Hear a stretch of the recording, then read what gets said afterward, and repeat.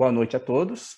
Estamos começando hoje mais um evento da nossa Comissão de Direito Internacional, no âmbito da subseção Santana, na capital de São Paulo, da Ordem dos Advogados do Brasil. Hoje, mais um evento muito interessante, seguindo ali a nossa cronologia. Já falamos sobre comércio exterior, já falamos sobre cidadanias, e hoje a gente vai falar sobre a globalização. Só que vamos falar sobre a globalização de uma maneira mais técnica, trazendo algumas perspectivas que certamente merecem análise e aprofundamento na sociedade jurídica, por assim dizer. Devo dizer também que eu já vi esse conteúdo, é claro que eu não vou dar spoiler, não vou antecipar, mas foi justamente por ver e por ter sido muito impactado por esse conteúdo que eu achei que seria interessante trazer aqui a nossa casa, a OAB de Santana. Na verdade, até a minha intenção seria que essa fosse a palestra de inauguração da comissão. A gente acabou não conseguindo, só hoje a gente conseguiu conciliar, mas eu posso antecipar para vocês que vale muito a pena. Então, eu quero agradecer a todos que conseguiram separar um tempo para presenciar, para participar. Quero agradecer na pessoa da doutora Elisa, presidente da comissão OAB Vai à Faculdade, fortalecendo mais esse evento. Quero agradecer na pessoa da doutora Roberta, membro da Comissão de Direito Internacional. Quero agradecer também na pessoa do doutor Peter, presidente da subseção, que sempre fortalece a Comissão de Direito Internacional, os nossos eventos. E dito isso, deixa eu só acrescentar aqui mais uma pessoa que está entrando.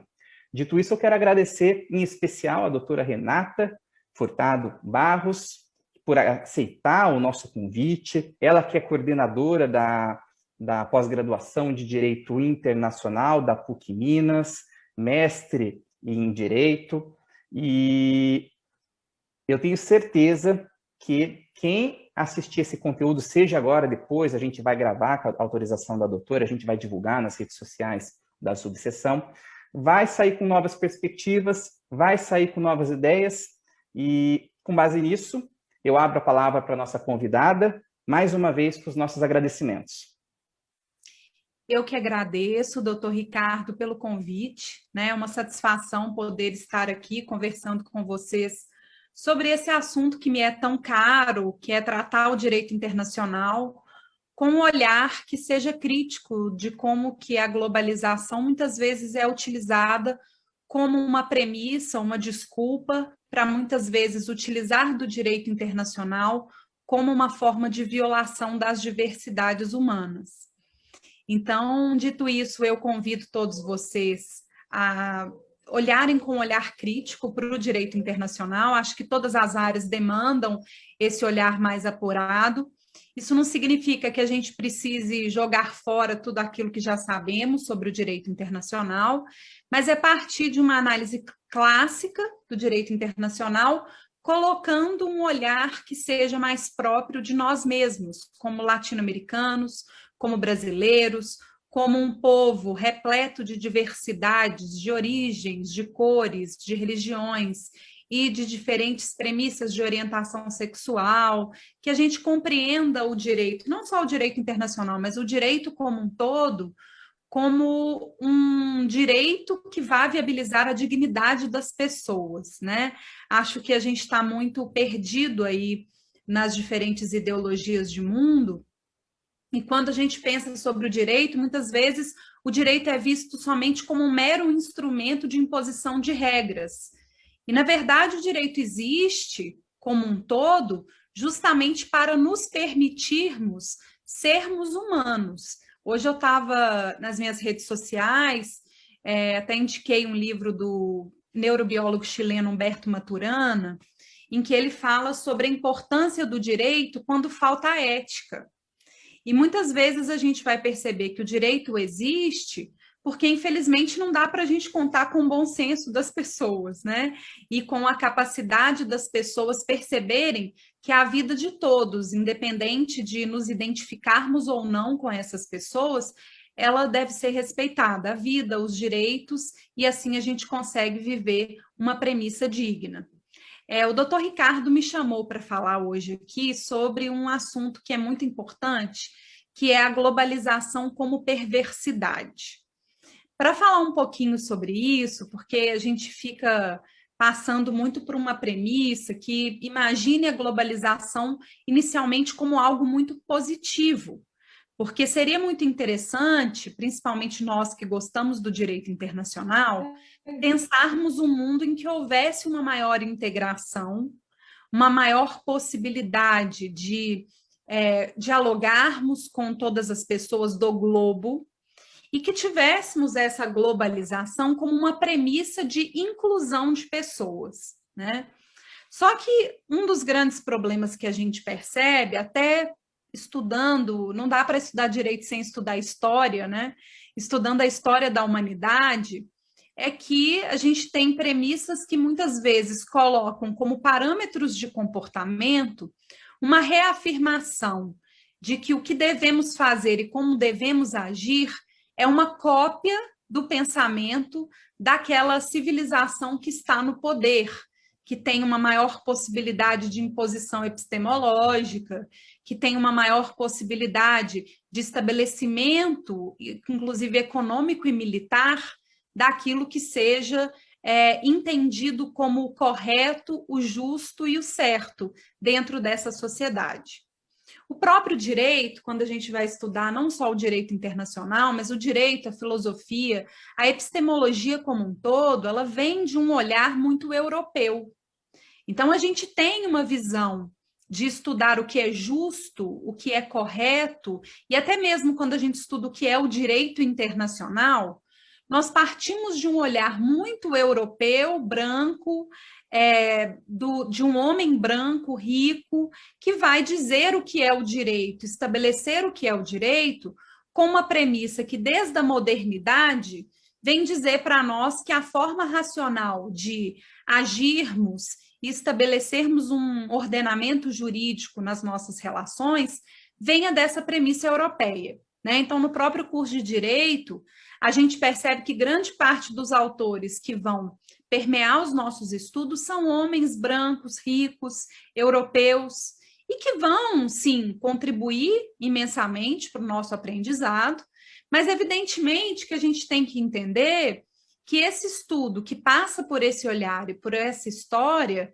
já estabelece para nós como se tivéssemos um conhecimento que é entendido como um conhecimento absoluto, que vem de um olhar específico de um povo específico, de uma civilização específica, né? Então, começar a pensar sobre a globalização como perversidade, primeiro, eu acredito que tenha que partir de um convite que eu faço a vocês de repensar os parâmetros da modernidade. O que eu estou querendo dizer com isso?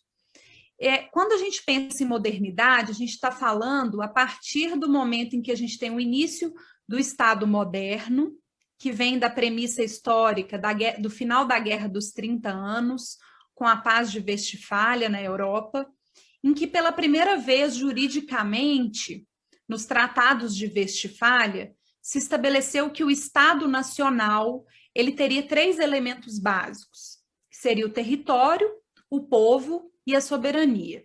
Até hoje a gente trabalha nessa premissa, né, de que Estado nacional tem que ter esses 3 elementos.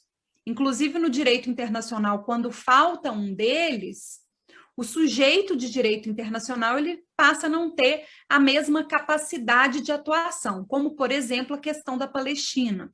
Então, a gente percebe que ainda é esse parâmetro, o parâmetro utilizado de determinação do Estado como um sujeito, inclusive de direito internacional, a partir dessa visão de modernidade.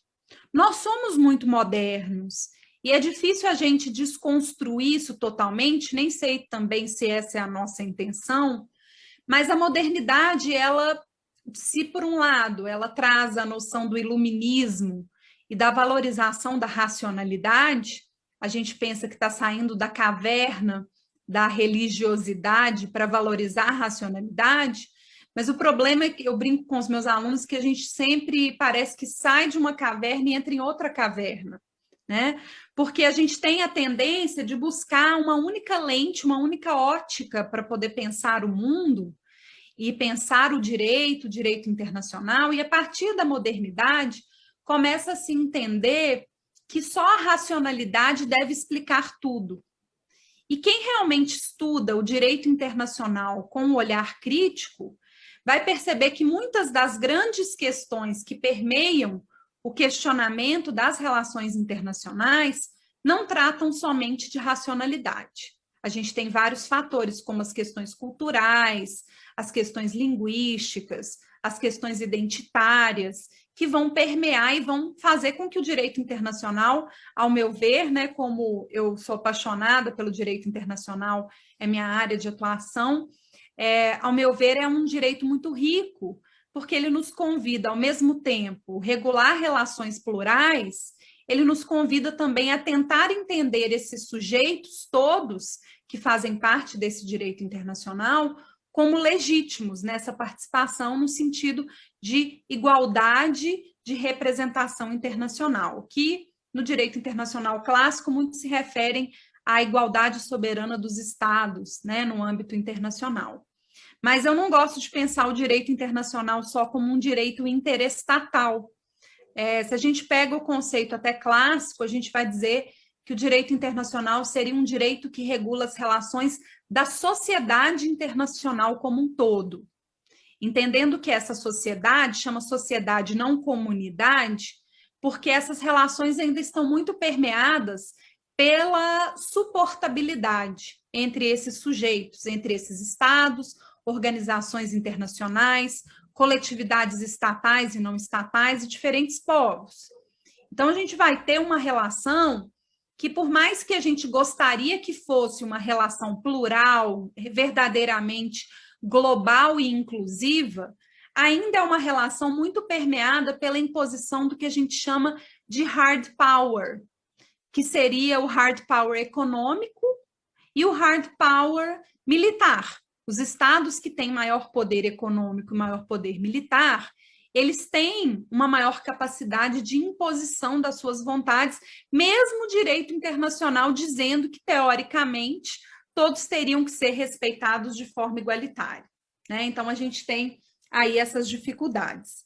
Nesse sentido, quando a gente pensa sobre essas relações, o grande desafio é entender que essa modernidade, ao mesmo tempo que ela nos acorda para a valorização do racional, por outro lado, entender que só a racionalidade deve explicar tudo é limitar a condição humana, né? Então, a gente tem que pensar que nessas relações internacionais tão plurais e tão complexas, nós precisamos de pensar que o direito não serve somente como um instrumento de padronização das relações, mas como um meio de se viabilizar o respeito à dignidade de todos esses povos que façam parte aí das relações internacionais.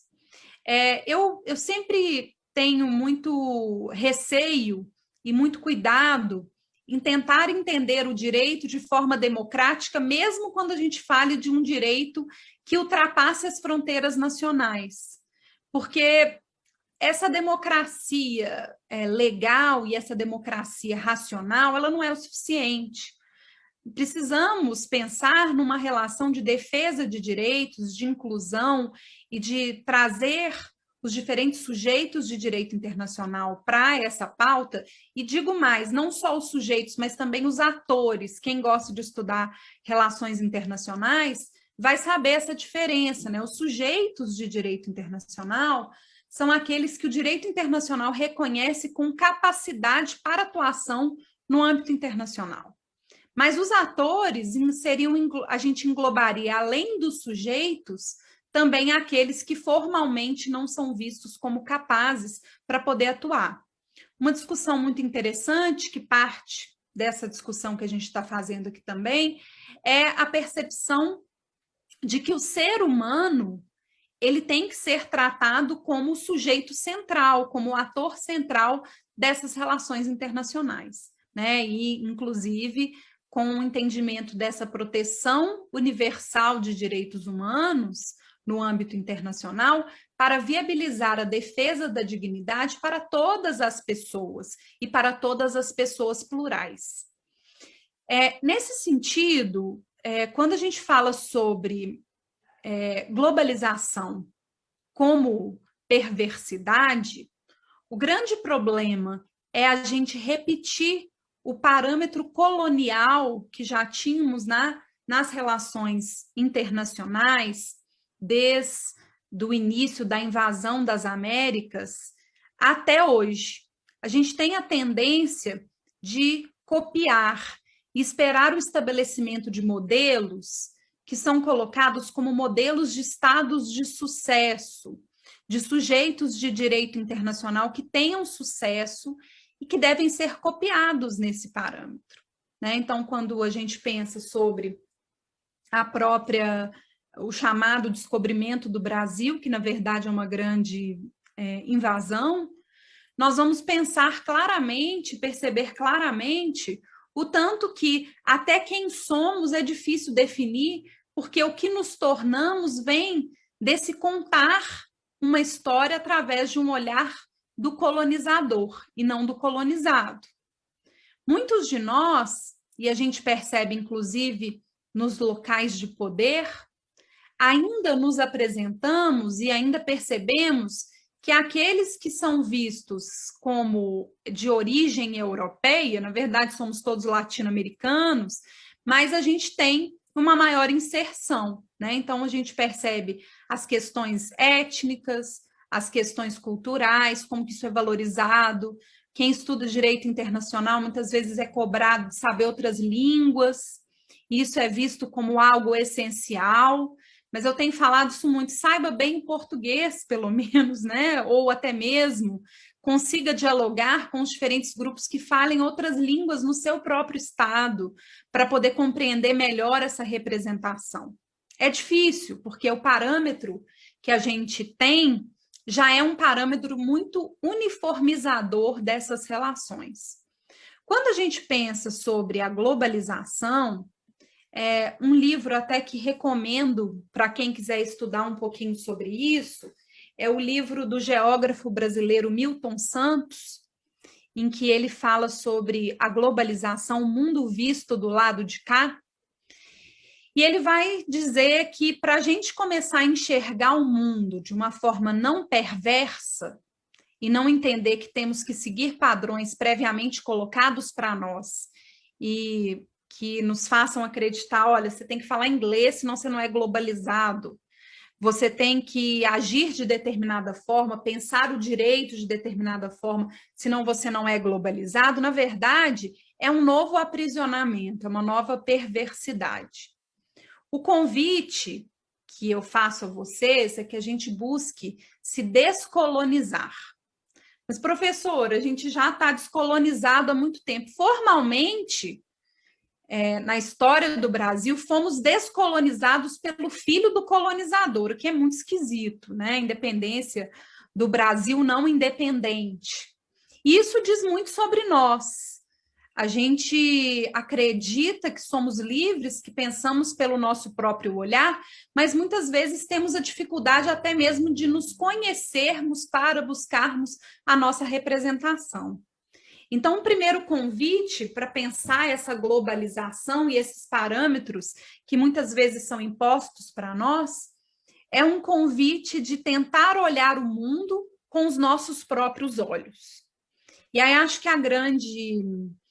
como que eu vou dizer, o grande desafio do mundo contemporâneo é a gente compreender quem somos nós. Talvez tenha sido o grande desafio desde sempre da história da humanidade. Porque a gente vive hoje um padrão de comportamento e uma repetição de comportamento muito alimentado também pelas redes sociais, que fazem com que a gente passe a repetir aquilo que todos estão fazendo, a pensar aquilo que todos estão pensando, ou pelo menos a pensar e repetir aquilo que a nossa bolha cibernética pensa, imagina e age, né? Então, descolonizar e pensar o mundo de uma forma própria é muito importante. E para isso, a gente precisa de estudar, né? A gente só vai conseguir ter essa clarevidência, essa capacidade de perceber o mundo de uma forma mais livre se nós estudarmos. O conhecimento liberta, mas esse conhecimento não é estudar qualquer coisa e repetir qualquer autor.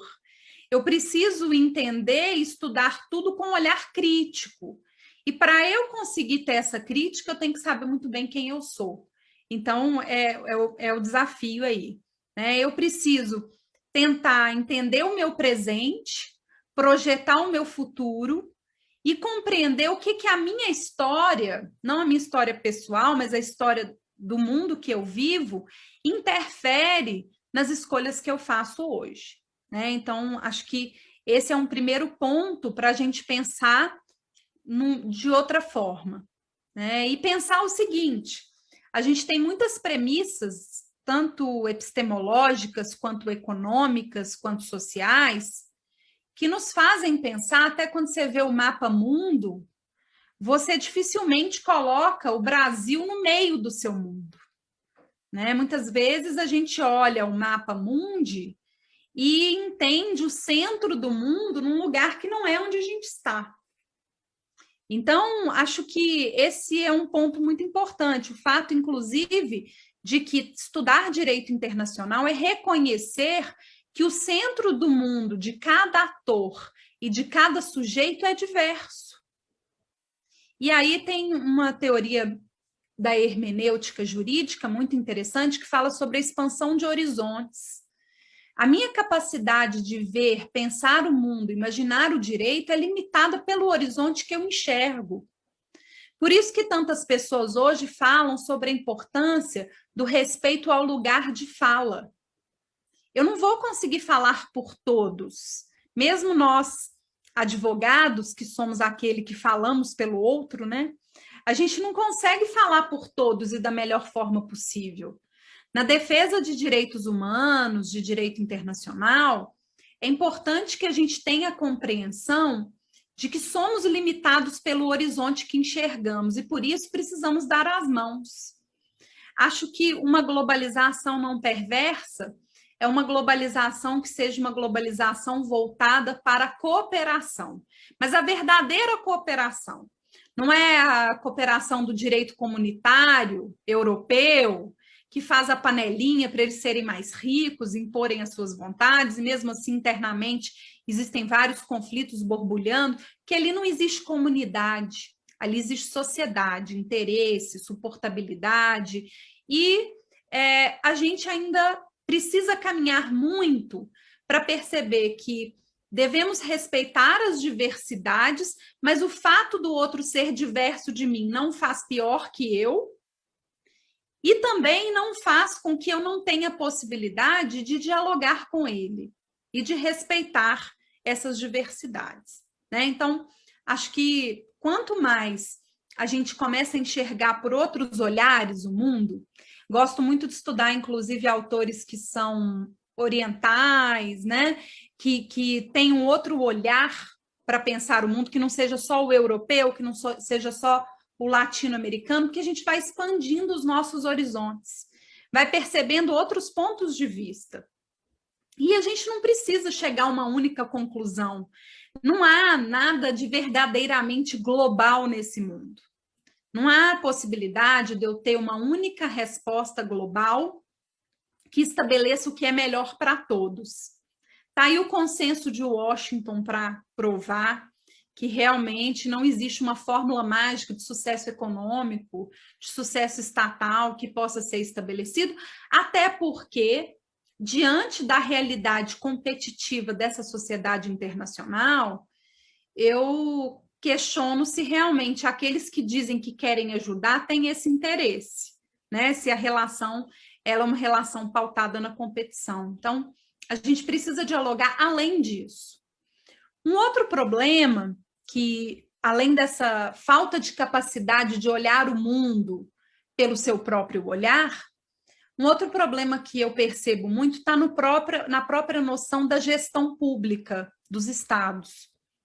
Hoje a gente tem uma confusão muito grande, né? Durante muito tempo na história da humanidade, pelo menos com esse olhar europeu, que é a história que a gente conhece, que é contada a partir desse olhar, a gente imaginava que o sucesso de um Estado se dava pela obtenção de novas terras, pelo sucesso econômico e especialmente pela expansão do poderio militar e pela tomada de novas terras, né? Que vem muito desse hard power aí que a gente falou no início. Mas a gente começa a perceber que o grande problema é que lá no absolutismo monárquico que se vivia antes, o que se buscava era atender o interesse dos reis e impor a vontade dessa nobreza sobre todas as outras pessoas. Hoje, existe uma confusão também com o paradigma capitalista de entender o Estado como se empresa fosse. O Estado simplesmente buscando a riqueza pela riqueza. O sucesso econômico ele é importante para o Estado, mas para efetivar direitos, para efetivar qualidade de vida, direitos humanos, não em detrimento dessa humanidade. Acho que a pandemia tem nos feito pensar muito sobre isso, né? Como é que pode ser mais importante as pessoas continuarem trabalhando e gerando lucro para poucos empresários diante da perda da vida de pessoas, né? Acredito que muitos de nós tenham passado já por várias perdas nessa pandemia. Então, a gente precisa pensar sobre isso. Bom, quando a gente analisa essa questão da globalização e sobre as diferentes fases e possibilidades de globalização, eu fico pensando que globalização não é tão novo assim quanto a gente é levado a crer. Me parece uma nova roupagem para se reafirmar práticas colonialistas, né? Milton Santos vai falar sobre algumas fases de globalização. Então, ele chama de primeira globalização a globalização do colonialismo, que seria essa globalização do descobrimento das Américas, em que os europeus vão trazer à luz e estabelecer que o seu parâmetro de vivência tem que ser copiado por todas as outras pessoas. E, na verdade, quando a gente pensa sobre isso, quando os europeus chegaram nas Américas, inclusive esse nome, né, de Américo Vespúcio aí, quando os europeus chegam nas Américas, a gente vai perceber claramente que essas terras não estavam desocupadas. Né? De 1500 a 1600, 70 milhões de pessoas foram exterminadas nas Américas. Mais de 2.000 línguas desapareceram. Por quê? Porque se impôs uma globalização colonial, que não tinha nada de global, né? O sentido de globalização seria plural, global, inclusivo, mas era impositivo da forma de pensar, de expressar, tanto que falamos português, falamos línguas que são de origem europeia, né? E essa forma de pensar, viver, crer, estudar, que parta desse olhar de que, olha, estamos fazendo com que agora a luz chegue para vocês, mas na verdade não. Você tem um grande extermínio de culturas, de povos e de conhecimentos que foram perdidos com essa primeira globalização do colonialismo. Aqui eu já posso dizer para vocês, mesmo se vocês não quiserem chamar esse momento colonial de globalização, que perverso é, né? Até por esses dados aí de tantas pessoas mortas, de tantas etnias perdidas, línguas desaparecidas, religiões e tanto desrespeito com a crença, inclusive, de que pessoas podiam ser escravizadas, podiam ser colocadas numa condição de se tornarem objetos a serem comprados e comerciados por outras pessoas, a gente percebe como que já há uma perversidade nessa imposição de cultura, de pensamento, de forma de viver, e que acaba se estabelecendo pelo uso da força.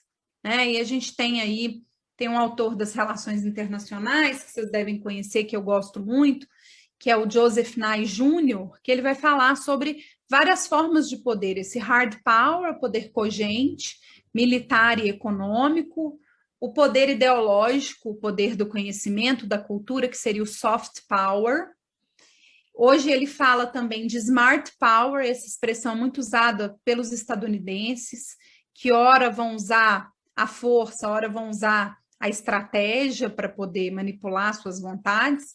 E hoje a gente fala também muito em cyber power, poder cibernético, que é essa possibilidade de disseminar pensamentos, de fazer uma guerra que seja voltada por uma tentativa de não responsabilização daqueles que estão manipulando esse novo local de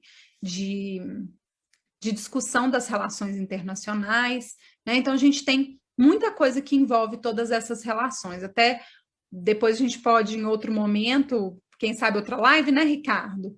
Sobre essa questão da guerra cibernética.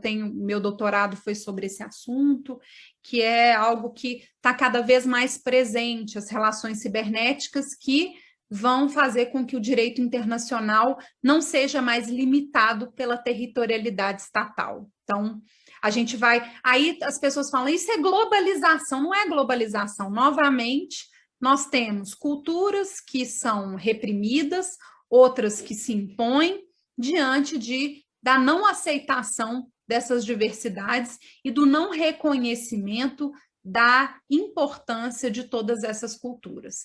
Tanto que é muito claro para a gente como que certos grupos, se a gente falar, fulano é francês, fulano é alemão, essas pessoas são colocadas num patamar de valorização.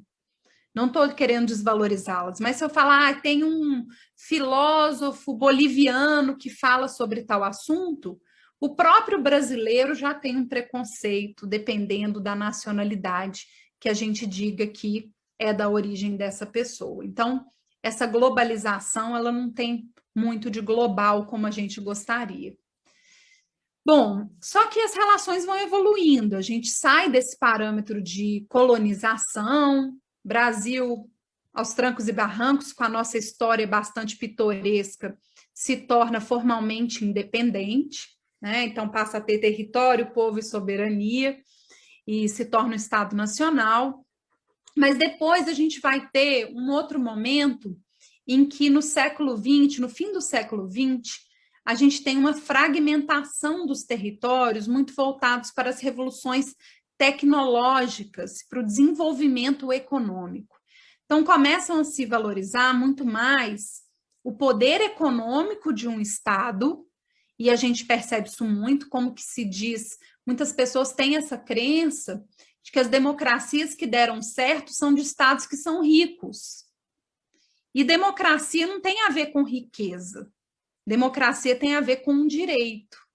Só que, a partir do momento, principalmente pós-fim da Guerra Fria, a gente vai ter um conflito muito grande, porque a gente vai ter fim da Segunda Guerra Mundial, 1945, a percepção, pelo menos porque aconteceu na Europa, então se conseguiu perceber isso, da capacidade de perversidade, de violação do ser humano pelo próprio ser humano, o estabelecimento de um sistema internacional que, teoricamente, proteja os direitos humanos de forma universal, mas, na prática, está muito distante de se incluir e perceber todas as pessoas como sujeitos de direitos e com a possibilidade de terem acesso a esses direitos.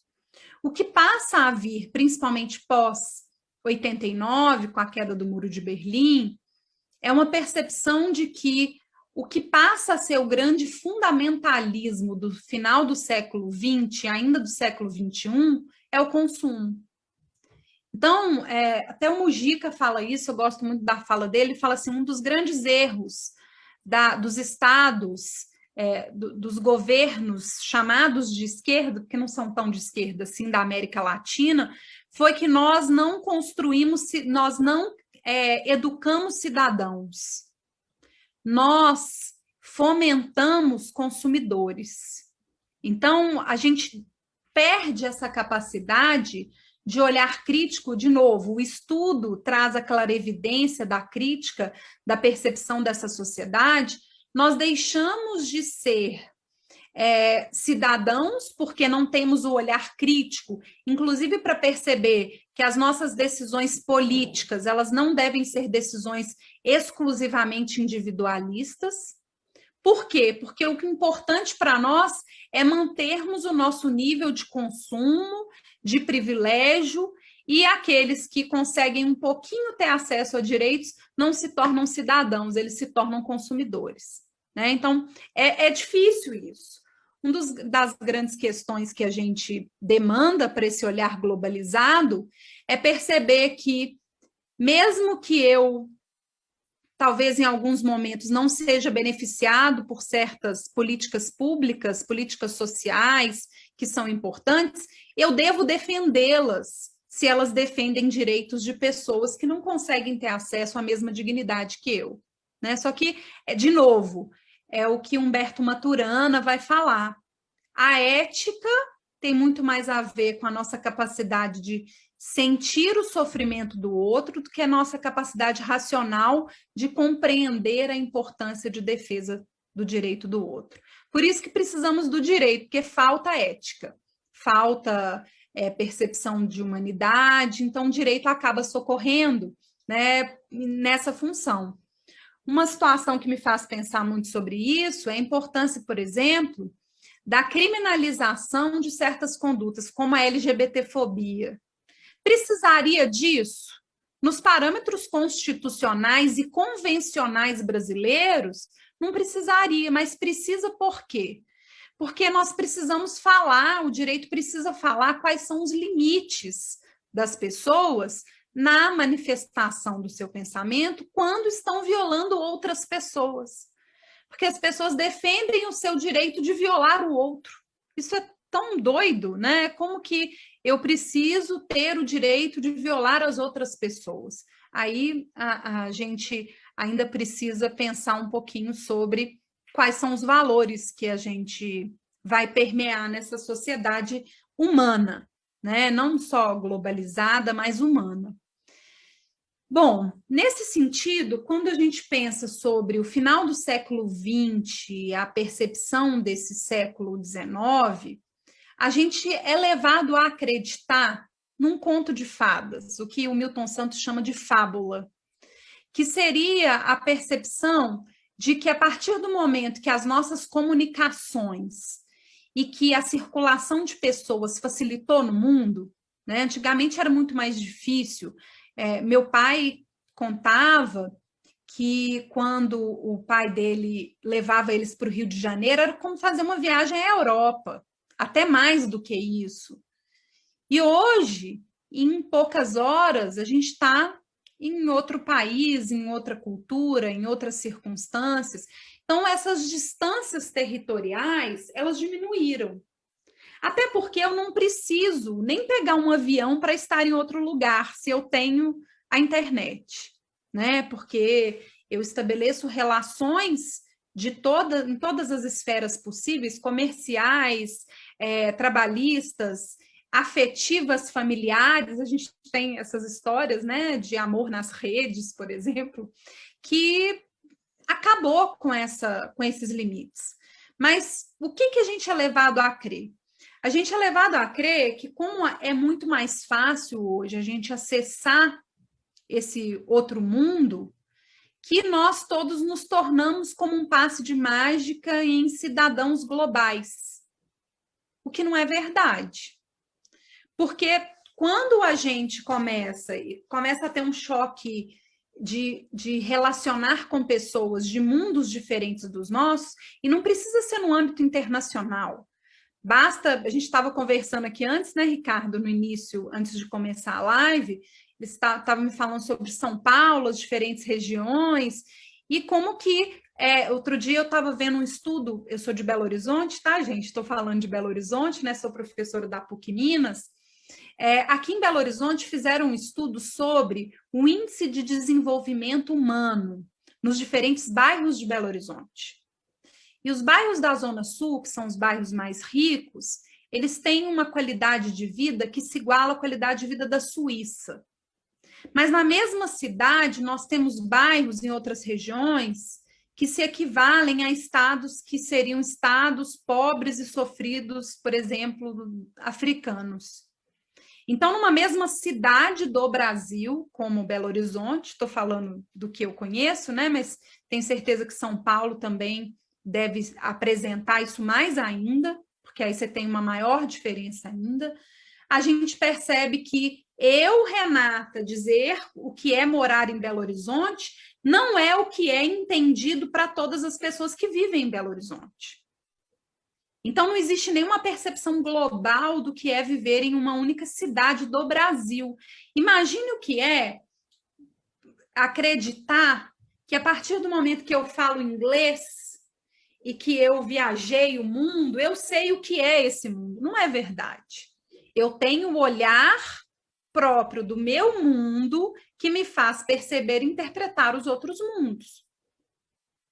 Tem eu morei nos Estados Unidos um tempo, eu fiz intercâmbio e tive essa experiência, terceiro ano do ensino médio.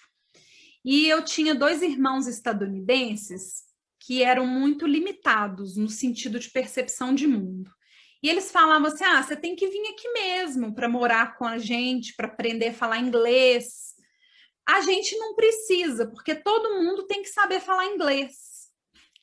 E a gente não precisa nem viajar o mundo, porque a gente já foi no Epcot da Disney, então a gente já conhece todos os países.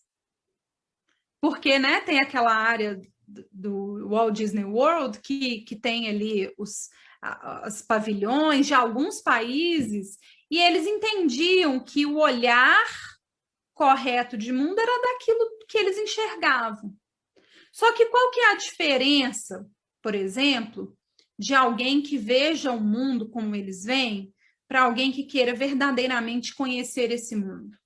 É tentar sair dessa fábula, tentar sair dessa invenção de que a nossa forma de interpretar o mundo é a única forma que existe de mundo. Os estados, que são as grandes potências hegemônicas do mundo e que, infelizmente, ainda comandam o direito internacional, e a gente tem várias questões, vou citar uma, por exemplo, como o Conselho de Segurança da ONU, a sua composição e os seus poderes, eles vão nos fazer crer que a gente está incluído no grupinho deles. Então, olha, a partir do momento que você sabe falar inglês, que você conseguiu sucesso econômico, que eu estou te aprovando, você está incluído no meu mundo, e aí eles conseguem fazer com que a gente passe a perpetuar essas políticas de violação das diversidades. Né? Então, acho que o primeiro convite para a gente pensar no que é verdadeiramente global é entender a complexidade do que seria algo global e de que não existe algo universalmente global. Que a globalização ela tem que pressupor diversidade. Acho que a Constituição brasileira ela já demonstra isso muito para a gente, né? Só que, infelizmente, as pessoas criticam até essa visão. As pessoas, eu tenho uma dificuldade com o conservadorismo, tá? Eu peço até licença, mas para mim o conservadorismo ele é perigoso porque ele não nos permite avançar. Ele tenta nos manter nessa visão e nessa bolha de que as coisas têm que ser como elas são. Mas, na verdade, a humanidade, a defesa de direitos humanos e a percepção de um verdadeiro direito internacional não pode ser um único direito internacional, tem que ser vários direitos internacionais que vão incluir todas as pluralidades num contexto de igual discussão, inclusão e respeito nesse sentido global. Então, existe globalização no sentido que que eles querem que a gente acredite, eu diria que não, que a gente não tem algo verdadeiramente global. Temos ainda uma política e um pensamento muito voltado para dizer, olha, isso é a globalização, mas muitas vezes o que é chamado de globalização é a reafirmação do pensamento daqueles estados que são mais ricos, mais poderosos militarmente, e que são entendidos como um parâmetro de cópia dos outros estados nacionais. Eu fico muito triste, por exemplo, de perceber chefes de estado que não tenham o compromisso de conhecer o seu próprio povo e de cuidar desse estado, do seu próprio povo, de forma plural. A gente tem uma visão, e é muito difícil isso, porque às vezes você até é bem intencionado, ou não, né? Mas a gente tem uma visão que as nossas escolhas são as melhores, mas elas são as melhores para nós. A partir do momento que uma pessoa é eleita, por exemplo, para um cargo de presidência da República, ela tem que entender que o poder não é dela, o poder é do povo. Tem que ser exercido nos termos constitucionais e convencionais. Estou falando aqui obedecendo não só a Constituição brasileira e do Estado que a gente fala, mas obedecendo também os tratados internacionais ratificados por aquele Estado. Que às vezes fica parecendo que a gente tem uma gestão internacional e uma organização dessas relações políticas bastante esquizofrênica. Dá para perceber isso muito, principalmente a gente que gosta de estudar direito internacional, a respeito do problema que é a gente discute muito controle de constitucionalidade, mas esquece de discutir controle de convencionalidade. Como que eu posso esperar ter um Estado que respeite realmente direitos humanos se ele ratifica tratados que ele mesmo não cumpra, né? Então, a gente tem vários casos, inclusive, de condenação do Estado brasileiro no sistema interamericano de direitos humanos por violação de direitos que o próprio Brasil disse que iria seguir. Eu não sei se eu que levo as coisas muito a sério, mas eu acho que o direito precisa ser levado a sério. A principal característica do direito é a coercibilidade, é a obrigatoriedade. Se o próprio Estado que cria, que ratifica o tratado, não obedece o tratado que diz que vai proteger direitos humanos, como que eu posso esperar que esse povo gerido por esse Estado vá também obedecer o direito, né? Então, acho que o primeiro ponto é entender que não existe nada verdadeiramente global, que quando nos fazem acreditar que a globalização é a imposição de um único pensamento, de um único padrão, de uma única língua, uma única história, nós, na verdade, não estamos vivendo de forma global, nós estamos voltando para um neocolonialismo, para uma nova reafirmação da vontade daqueles que se colocam no poder, né? Eu gosto até de uma expressão, que é a expressão, em vez de usar globalização, quando a gente fala globalização e perversidade, eu gosto de falar em globalitarismo, que seria a imposição da ideologia global, que de global não tem nada, que ela não foi debatida para ser inclusiva e para ter a inclusão de diferentes formas de percepção de mundo. E o direito internacional, acho que a grande beleza do direito internacional está nessa pluralidade, está na percepção de que as coisas realmente são muito mais complexas e que o próprio direito tem que ser repensado nesses padrões de uniformização, né? Mas como fugir disso? Então, não tem alternativa? Tem. A gente está aqui tentando pensar em alternativas. A alternativa, ela viria de um pensamento de uma globalização, não da cultura, não da língua, não do dinheiro, mas uma globalização da humanidade. Num sentido de perceber que a gente teria que construir um mundo que entendesse que a única coisa que tem que ser verdadeiramente global é a valorização de todo ser humano como um sujeito de direito, independente de suas características. Ah, professora, mas aí a gente volta para a percepção de universalização de direitos humanos? Mais ou menos. Porque quando fala em universalização de direitos humanos, esses direitos ainda são muito voltados para a repetição de tratados internacionais produzidos por aqueles que têm mais poder. Por isso que a gente percebe, quando estuda direitos humanos, a importância da regionalidade nessa discussão, que é o conflito entre o regional e o universal. Na realidade, não existe nada universal. O que existe é a nossa crença de que o que é universal é o pensamento que vai ser repetido daqueles que já estão no poder. Então, eu chamo de regional aquilo que é diferente do pensamento de quem é mais rico, mais poderoso, de quem está no Estado, que é dito como mais bem-sucedido. O que a gente precisa é a pandemia nos faz pensar muito sobre isso, né? Unir as nossas técnicas, unir os nossos estudos e pensamentos. A pandemia se apresenta como um grande convite para o desenvolvimento da tecnologia, da biotecnologia, dos estudos de forma plural, entendendo, por exemplo, aí é outra questão polêmica, né? O desenvolvimento, a proteção da vida humana, além do lucro dos laboratórios, que é complicado de se pensar sobre isso. Só de pensar que os Estados Unidos comprou 3 vezes o número de vacinas que ele precisava, simplesmente porque ele podia fazer isso. E tem estados que agora começaram a receber as primeiras remessas de vacina. Estava vendo sobre o Haiti hoje, que recebeu as primeiras vacinas hoje. Então, se a gente pensando nesse sentido, eu começo a pensar por que a vida estadunidense vale muito mais do que a vida haitiana.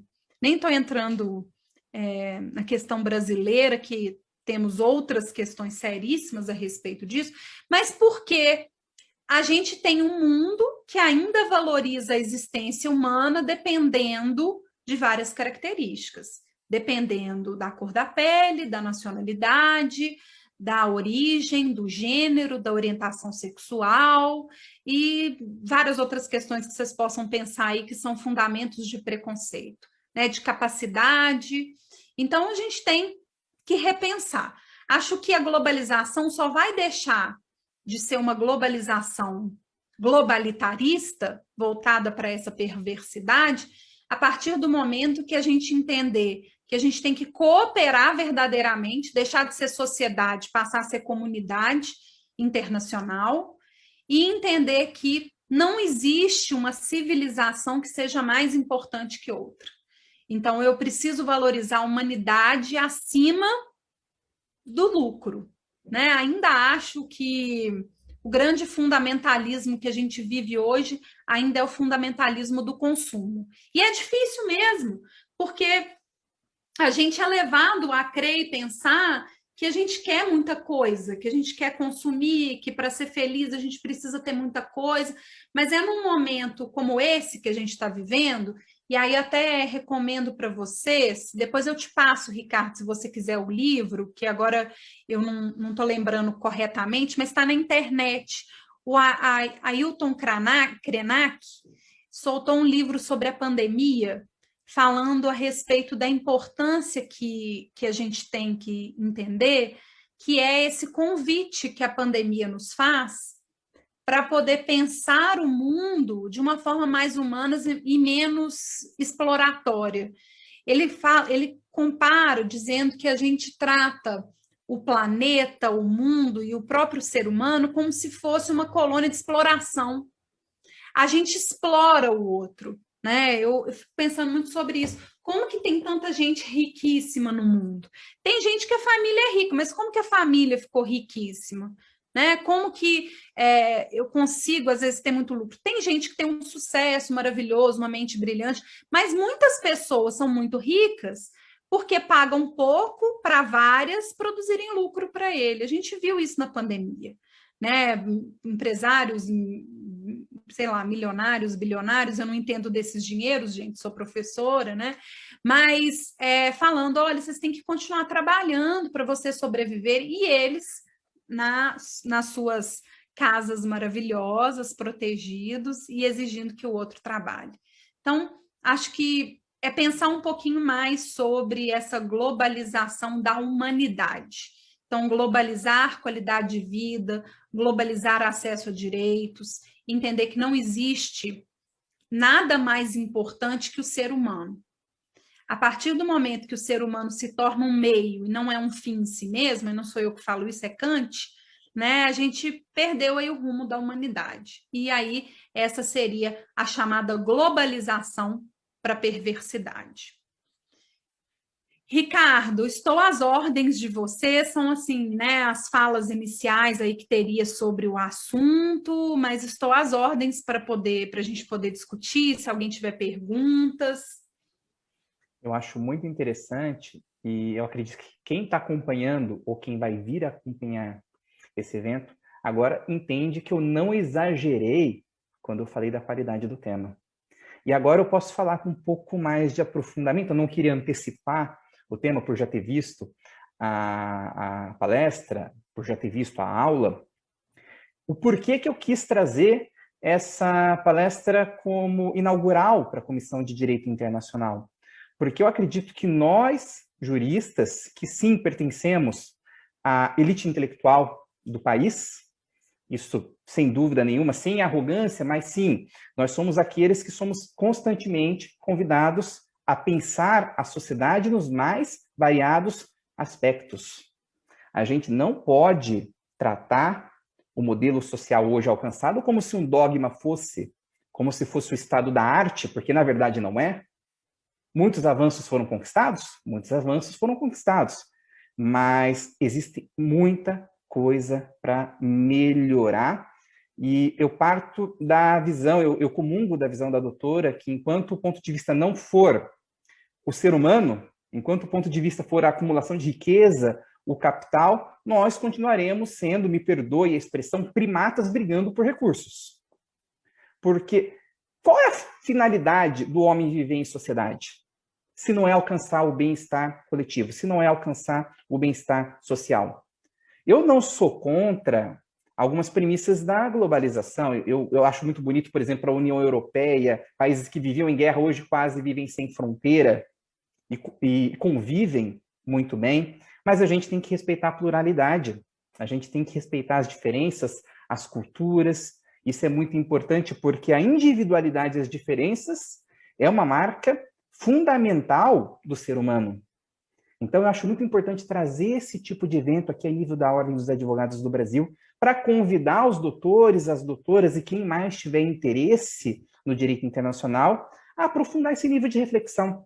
Eu acho isso muito importante. Não é o tema da palestra hoje, mas isso acaba desaguando na questão do constitucionalismo latino-americano, que é muito bonito o movimento que teve em alguns países justamente para respeitar esse pluralismo, justamente para respeitar essa diversidade e talvez fugir um pouco daquela imposição do que seria um modelo social europeu, não criticando o modelo europeu, mas convidando a reflexão realmente para valorizar a diversidade cultural. Até se a doutora quiser falar alguma coisa sobre esse aspecto do constitucionalismo latino-americano, é uma consequência desse pensamento que eu particularmente considero muito válida, muito bonita.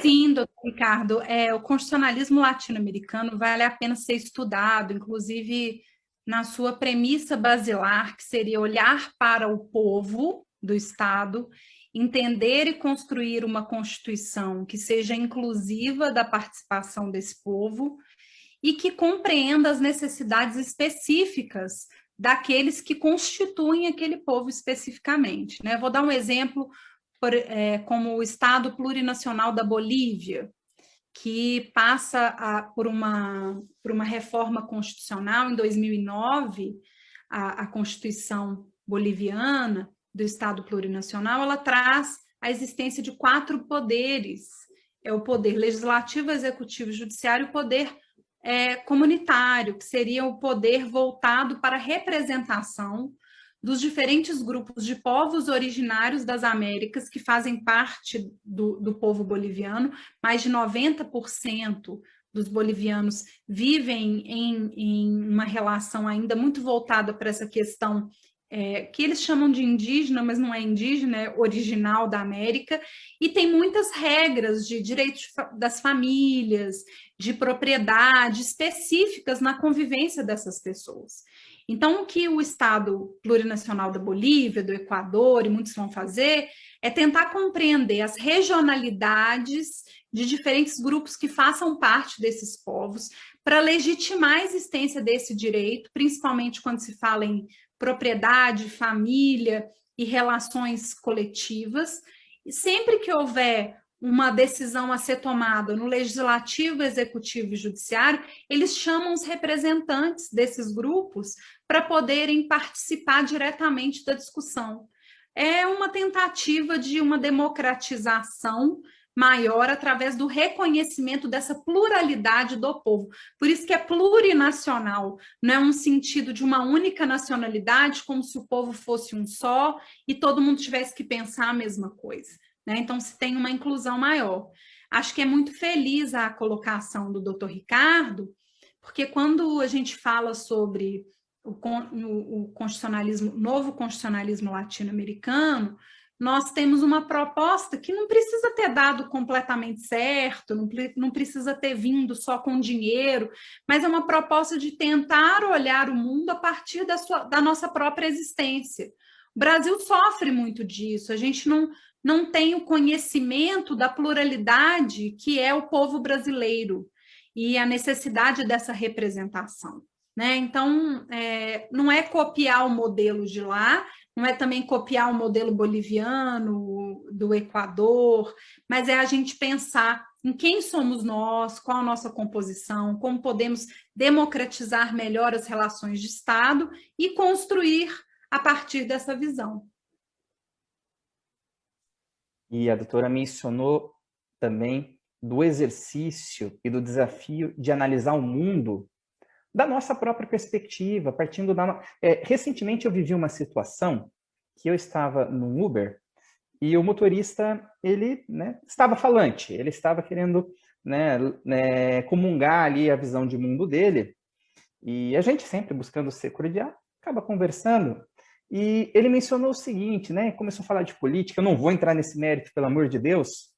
Inclusive, eu acho que a grande importância desse evento de hoje é a possibilidade da gente falar da globalização de maneira apolítica, de maneira técnica, de maneira com um contexto histórico. Eu acho que esse é o grande avanço dessa reflexão que fomos convidados hoje a estar inseridos. Mas ele estava falando de política, e ele estava muito zangado e falou, não, mas estão querendo transformar o Brasil em Cuba, num país comunista, né? Aí me lançou a curiosidade de perguntar para ele, e se isso for verdade, qual que é o problema? Ah, não, porque no comunismo nós temos uma elite que fica com tudo e o povo na miséria. E eu não consegui, na minha educação, não consegui deixar de fazer a pergunta, e qual é a diferença do que está acontecendo hoje? Não que eu esteja defendendo o comunismo, criticando o capitalismo, não estou entrando nesse mérito, mas de realmente analisar o mundo da perspectiva daquilo que a gente está vivendo, não daquilo que costuma ser dito. Eu até acredito que nem comunismo, nem capitalismo, eu acredito que a gente não pode ver o modelo social de maneira dogmática. O que impede a sociedade de buscar algo novo e melhor, aprendendo com os erros antigos. Essa é a minha forma de pensar. Mas eu acho que vai muito ao encontro daquilo que você, doutora professora Renata, colocou. É isso mesmo, Ricardo. E eu acho a política extremamente importante para todos os olhares, e para a gente ter uma democracia, a gente tem que ter pluralidade política. Acho que o grande problema do Brasil é que há uma crítica política sem se saber o que se está falando, sem se saber o que é a política, né?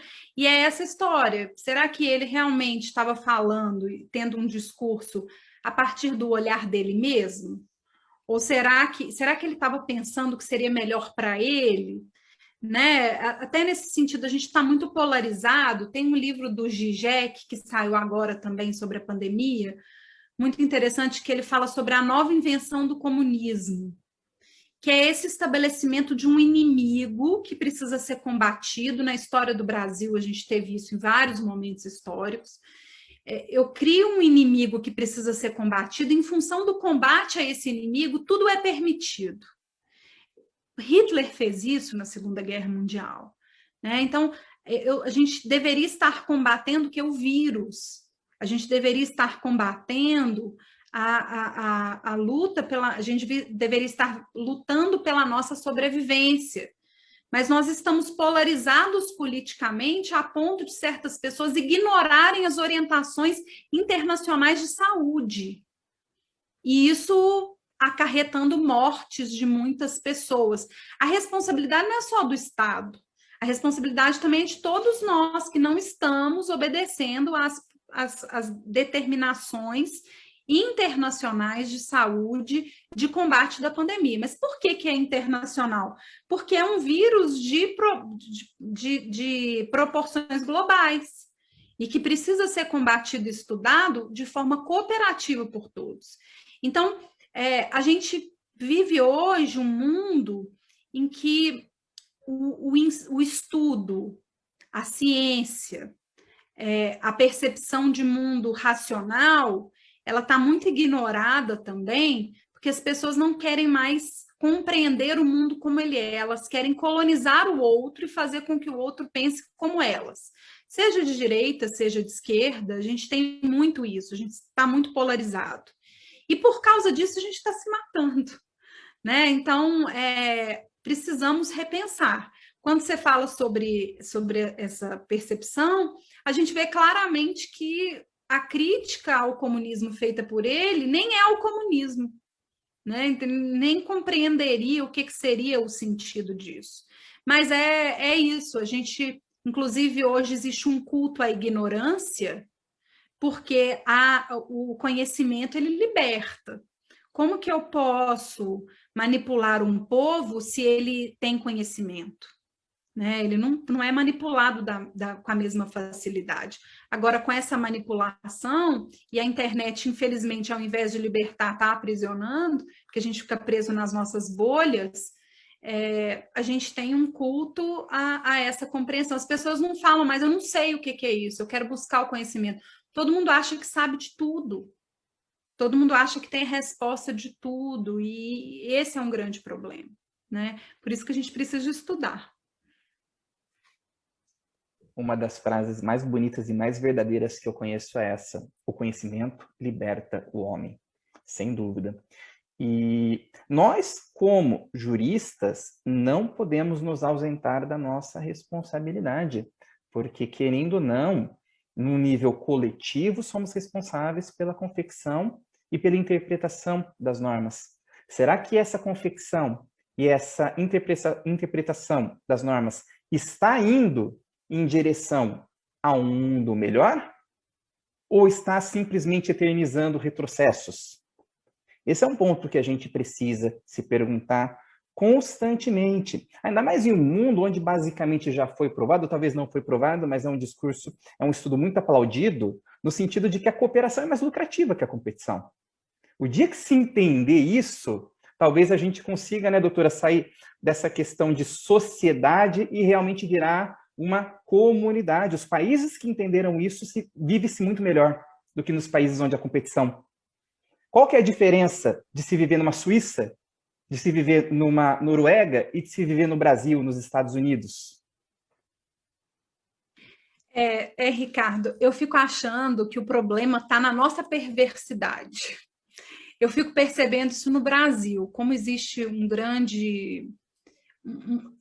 eu vou ser chula, tá? Eu peço desculpas, mas uma burrice, muitas vezes, daqueles que querem ter lucro, mas que acham que o lucro só pode vir do bolso de quem seja da elite. Para mim, uma pessoa que queira lucro, não importaria de onde viria o dinheiro. Então, quanto mais pessoas tivessem bons salários e tivessem condição de consumir, maior lucro se teria e mais felizes as pessoas estariam com essa obtenção de lucro. Só que no Brasil e em muitos lugares do mundo, no Brasil esse discurso, inclusive, é repetido por várias pessoas que cuidam da economia, a gente percebe que existe um ressentimento de mudança de status social. Então, é aquela história assim, olha, eu quero ter lucro, eu quero ganhar dinheiro, mas eu não quero que o pobre tenha condição de comprar e de viajar, de frequentar certos lugares, como eu tenho. Então, acho que o primeiro ponto é que até o capitalismo ele não é tão levado a sério quanto a perversidade. As pessoas elas preferem manter só para elas certos privilégios, só para aqueles que elas entendam que possa fazer parte desse contexto, do que se agrupar e se unir. Acho que essa é a grande diferença. Se a gente perceber que o sucesso, a defesa da humanidade, o acesso a direitos para todos vai beneficiar todo mundo, a gente não teria mais gente passando fome. Por que eu tenho alimento que conseguiria alimentar todo mundo, mas eu tenho tanta gente que ainda morre de fome no mundo? Porque não existe interesse de combater a fome. Existe o interesse de manter o lucro nessa indústria, né? Então, a gente tem que repensar. A pandemia poderia servir como uma forma de nos fazer repensar. Meu pai sempre falou isso. Eu acabei de perder meu pai por causa da pandemia, tem um mês agora. E meu pai sempre falou comigo assim: olha, se a gente não aprende pelo amor, a gente aprende pela dor. E, infelizmente, parece que nem a dor está ensinando, porque a dor que dói em mim não dói no outro. Foi o meu pai que morreu, então o outro não importa. Aí tem o discurso, né? O idoso que morre, é o pobre que morre, é aquele que não tem condição. Então, tá tudo bem se não é comigo. Só que uma hora vira com a gente, né? E eu detesto esse argumento de ter que falar com a pessoa assim, olha, uma hora será com você. Eu gostaria que as pessoas pensassem assim, mesmo se não for comigo, eu me importo com a vida do outro. Só que a gente não chegou nesse nível ainda de cooperação, infelizmente. É tudo uma questão de empatia. Porque, na verdade, o mundo que vivemos e muitas vezes reclamamos desse mundo nada mais é do que uma extensão de quem somos. Acho muito bem colocado. Tem até aquela frase, cada povo tem o governo que merece, porque é uma extensão daquele. Se, de repente, né, tem uma frase que eu gosto muito, você muda a perspectiva, você muda o mundo. Se, de repente, toda ou, de repente, uma maioria começa a comungar desse pensamento que a gente está conversando hoje, de uma hora para outra, muda-se tudo. Difícil é fazer as pessoas, né, nessa guerra que a gente vive por recursos, chegar nesse nível de reflexão, e é por isso que é importante esse tipo de diálogo que a gente está agora, justamente para convidar esse nível de reflexão. A nossa colega, a doutora Roberta, ela levantou a mão. Eu acredito que ela gostaria de fazer uma pergunta. Sinta-se à vontade, doutora. Obrigada, doutor Ricardo. Bom, primeiramente, parabéns, doutora Renata, pela exposição do tema. Eu acho que nós precisamos mesmo despertar um olhar mais crítico, né, sobre a globalização. Como eu estava conversando com o doutor Ricardo antes, a gente vê muito se falar sobre a globalização num aspecto mais positivo, né? Então, eu acho que é muito importante a gente despertar esse olhar crítico mesmo sobre o assunto. E aproveitando que a doutora falou sobre a pandemia, gostaria de fazer uma pergunta. O que você acha, como você acha que a pandemia contribui com a perversidade na globalização? Muito obrigada, doutora Roberta, pela pergunta, né? Até uma oportunidade, levantou a bola para eu cortar, obrigada.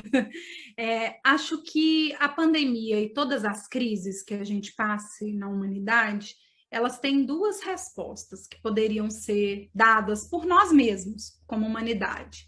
Uma primeira resposta cooperativa, que valorizasse o ser humano acima de tudo, mas, infelizmente, a gente continua dando a mesma resposta que reiteradamente, historicamente, a gente tem dado. A pandemia, diante da dificuldade de acesso à saúde para todas as pessoas, a sobrevivência para todas as pessoas, a possibilidade de trabalhar, ela acaba acirrando as diferenças sociais. Então, acho que a pandemia, ela vem mostrar para nós o tanto que a gente ainda é falho na defesa dessa humanidade, né? Sempre que passamos por uma crise como essa que estamos passando, a gente teria a opção de abrir mão de certos privilégios em função da defesa do mínimo para todos, e não é comunismo no sentido de, olha, será que é mais importante a gente ter lucro ou será que a gente poderia manter um nível de sobrevivência que viabilizasse, por exemplo, o respirador para todo mundo, né? Mas a gente percebe que não é por aí. Tem muita gente que vai continuar achando que é mais importante o seu privilégio. E nos estados a gente percebe isso, quando pensa em relações internacionais, em direito internacional, a disparidade do acesso a possibilidade de combater essa pandemia dependendo da condição econômica dos estados. Então, citei aqui o caso do Haiti hoje, comparando com os Estados Unidos, por que os Estados Unidos precisa de comprar 3 vezes o número de doses? Né, o governador de Nova York estava convidando, e tem gente que está fazendo isso, pessoas para irem para os Estados Unidos e como chamarisco essas pessoas poderem ser vacinadas lá. Né? Então, como se fosse um brinde à vacina e para chamar o comércio e tudo mais. Interessante. Mas será que essa é uma medida que deveria ser tomada se tem países que não tinham recebido vacina até hoje? Ainda tem vários que não receberam nenhuma vacina até hoje. Então, acho que a pandemia, ela, ao invés infelizmente, ao invés de demonstrar o que a gente é capaz com uma globalização humana, uma proteção de todos, ela demonstra o que a gente é capaz para reafirmar essas diferenças. Não sei se eu te respondi. Claro, obrigada, doutora. Eu que agradeço. Um exemplo muito interessante e triste disso, pegando o gancho da pergunta da doutora Roberta, é o que está acontecendo exatamente agora na África do Sul, a crise humanitária que se instaurou lá, e uma crise que muito me preocupa, porque a África do Sul ele é um país que é muito parecido com o Brasil em vários aspectos, né? Eu diria econômico, eu diria geopolítico, em algum nível até histórico. Então, quando eu vejo as notícias que chegam da África do Sul, balança um pouco aquele sentimento que, inerentemente, a gente tem de isso nunca aconteceria aqui. E é um efeito, acaba sendo mais uma das consequências terríveis dessa pandemia, mas superado isso, quando a conversa está agradável, a gente acaba perdendo um pouco a noção do tempo, e realmente já estamos aqui há quase 1h30, e eu sei que está todo mundo cansado, né? Nós estamos chegando aqui no final da semana, e só quem é advogado sabe o quão dura é a batalha do dia a dia. Então, eu gostaria de convidar a doutora para as considerações finais, para a gente poder encerrar com chave de ouro. Bom, eu queria, então, agradecer ao doutor Ricardo pelo convite e a toda a comissão também, agradecer a Roberta pela pergunta, né? Acho que é muito legal a vantagem dessa pandemia, a gente poder se aproximar aí nas nossas mentes, nas nossas capacidades reflexivas. Quanto mais horizontes a gente agrupar e pensar juntos, melhor a gente consegue entender um pouco essa complexidade desse mundo. As minhas considerações finais, elas vão nesse sentido, da gente tentar aproveitar, diante das diversidades, aquilo que podemos aprender. Eu acho que a pandemia, a própria dificuldade do direito internacional se firmar como um direito verdadeiramente protetor dessas diversidades, do direito interno, isso se apresenta como um grande convite para nós buscarmos, utilizarmos do nosso privilégio até para divulgarmos um pouco esse conhecimento, né? Então, eu sou muito do pensamento, não é que todo mundo tem que saber direito, porque é um conhecimento técnico específico, mas que a gente precisa fazer uma reflexão racional sobre a humanidade, não só num sentido de análise a partir do olhar do direito, mas num sentido de realmente questionar, conversar de forma respeitosa, cuidadosa com aqueles que sejam mais, vou dizer, perversos, a respeito dos seus pensamentos, porque muitas vezes as pessoas elas repetem piadas prontas, repetem preconceitos, repetem falas que muitas vezes elas não sabem o que estão reproduzindo, como se fosse um pensamento global, como se todo mundo pensasse. É o Uber, né, Ricardo, que você mencionou aí. Então, a gente teria que pensar nesse sentido. Eu acho que a globalização, ela pode ser positiva. Ela, ao meu ver, ela é perversa, como se apresenta hoje de forma geral. Mas ela pode ser um convite à percepção de que o mundo é muito mais complexo e diverso do que a gente imagina, e o tanto que a gente pode aprender com as diferentes culturas, com os diferentes povos, línguas, ordenamentos jurídicos, para a gente poder realmente buscar novos caminhos aí para o mundo. Então, eu gostaria muito que a globalização fosse aquilo que ela é pintada como que é algo melhor, que vai levar todos a ter um mundo melhor, mas eu acho que pode ser, se a gente perceber que o objetivo não é o lucro e o poder militar dos estados. O objetivo da globalização tem que ser a defesa da humanidade, e não de um jeito colonizado. Defender a humanidade é defender a dignidade das pluralidades humanas, com a inclusão de direitos para todas as pessoas, né? Tem uma premissa cristã que é muito importante, que é aquilo, fazer com o outro aquilo que eu gostaria que fizesse comigo, né? Jesus Cristo nos ensinou isso.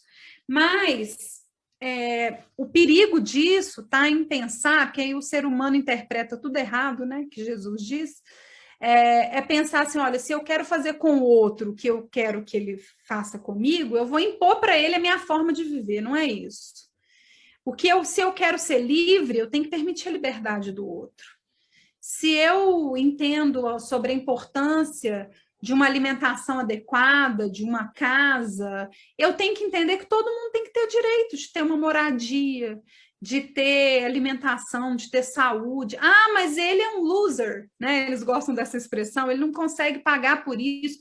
Ele não é um loser, ele teve as mesmas oportunidades. E mesmo que ele não tenha aproveitado as oportunidades que teve, isso justifica tirar dele esse direito? Quem somos nós para julgar o outro, né? Então, acho que é um convite a repensar a humanidade e tentar pensar também sobre as nossas perversidades. Todos nós temos, Hannah Arendt fala isso muito bem, né? Um Eichmann interno, que às vezes pela burocracia, pela não reflexão, faz com que a gente olhe para o outro e retire a humanidade dele, seja violento. Então, precisamos pensar melhor sobre isso. Acho que é isso.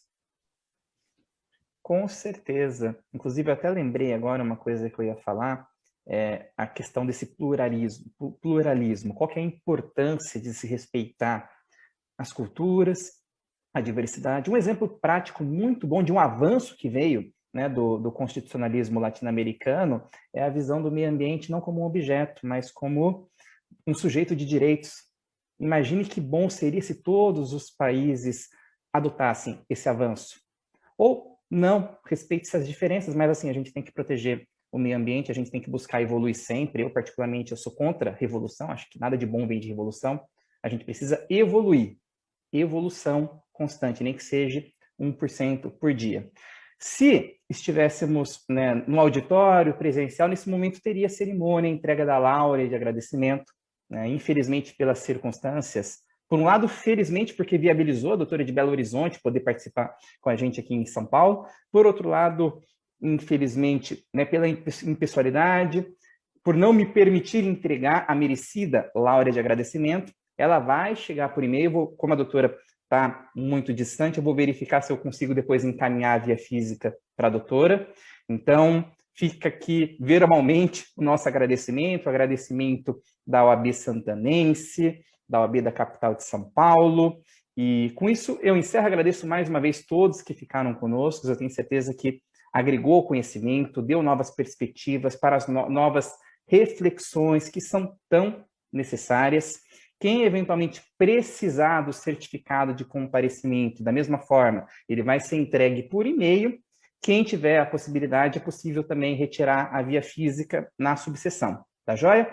Então é isso, um forte abraço do lado esquerdo do peito e mais uma vez, muito obrigado. Muito obrigada, agradeço demais o convite.